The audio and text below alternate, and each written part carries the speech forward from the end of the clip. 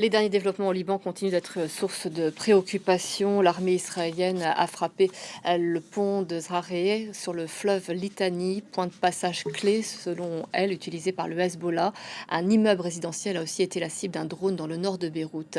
Johan Baudin est notre envoyé spécial sur place. L'armée israélienne a mené une frappe de drone cette nuit contre un appartement dans le quartier de Nabas. C'est tout près d'ici. Ce n'est donc pas situé dans la banlieue sud, habituellement prise pour cible. Là, c'est en centre-ville, une frappe sans avertissement.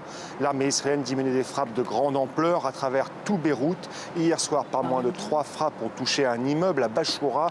C'est également en plein cœur de Beyrouth. L'édifice frappé se trouve à quelques centaines de mètres du bâtiment du gouvernement. Selon le porte-parole arabophone, l'immeuble visé servait au Hezbollah à stocker des millions de dollars. Selon Israël, l'argent était stocké au deuxième sous-sol. C'est la 7e fois que des frappes ont lieu dans le centre-ville de Beyrouth, de quoi alimenter la peur des Beyrouthins où plus personne ne se sent à l'abri.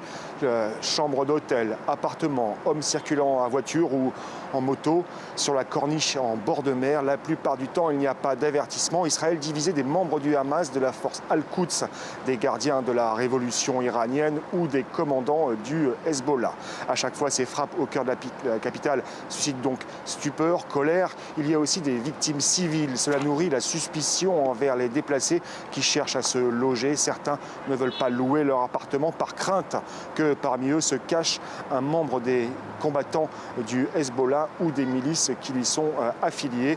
Des frappes également sur la banlieue sud, d'importantes frappes encore au sud du pays où nous sommes rendus.